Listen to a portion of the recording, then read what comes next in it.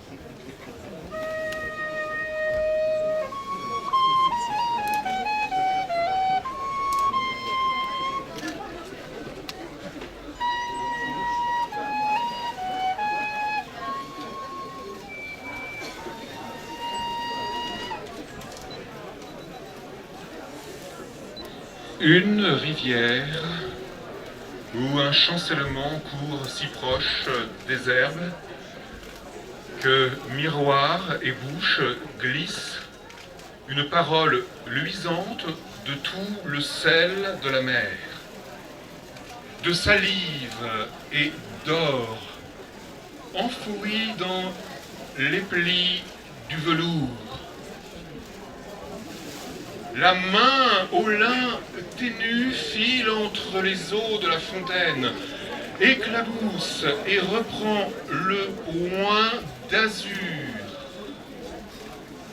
La robe se répand et sur la crête des ifs sèche. Dans son rythme binaire, du haut vers le bas surplombent les anneaux que les femmes portent à leurs oreilles. Tresse ondulante et marche indolente, cheville en feu, les cuisses sous l'onguent du tissu. Robe comme corps encerclé, parois de verre sur la peau, silex où le regard s'abreuve et se dissout dans les méandres d'un fleuve, dans l'oasis d'une aube qui se cherche, main sur les courbes, plongée, apnée du songe, et dévêtir le sombre, la nuit, le velours. Une rivière, un chancellement.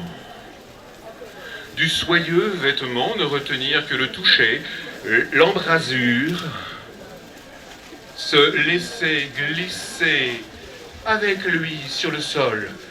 Pépites de soleil rompu, liquide, s'écoulent dans le bruissement de l'étang.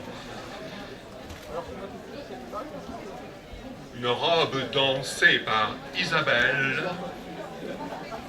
création de Bénédicte Plège, texte et mots de Janine Baude. Merci.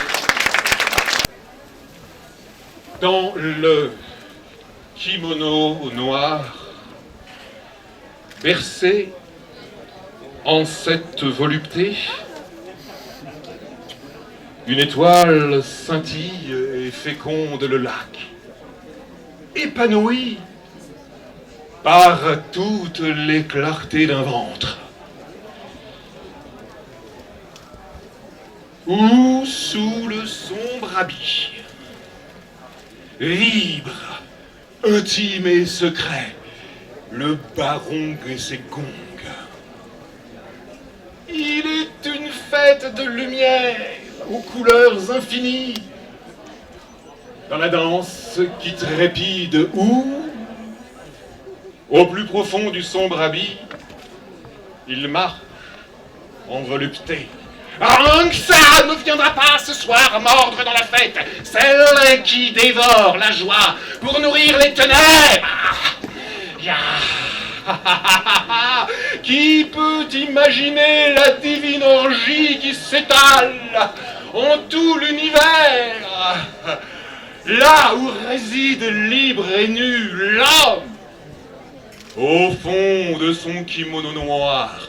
Qui peut imaginer la divine orgie qui s'étale en tout l'univers, là où réside belle et voluptueuse, somptueuse, la femme, envoluptée dans sa robe pourpre? C'est là que chante le gamelan profond. Un kimono de création sublimissime de Claudia Castraz, d'un texte d'un illustre inconnu, Denis Parmin.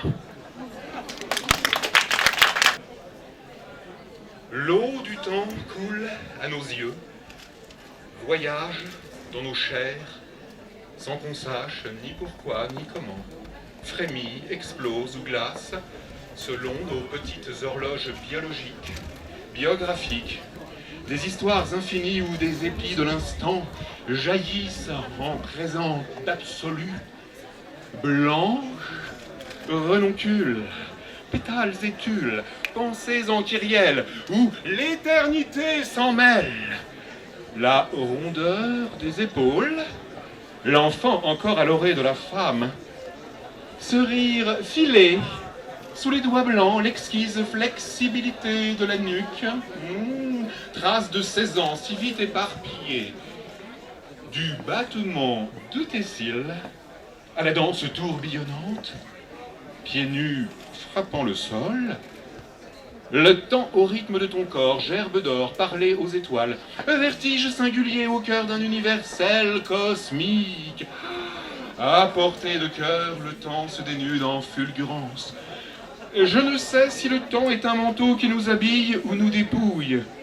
Je sais seulement ces deux visages, le tourmenté et l'apaisant. C'était Marie, dans une robe de Classienne Bouloud et un poème de Thérèse Palou.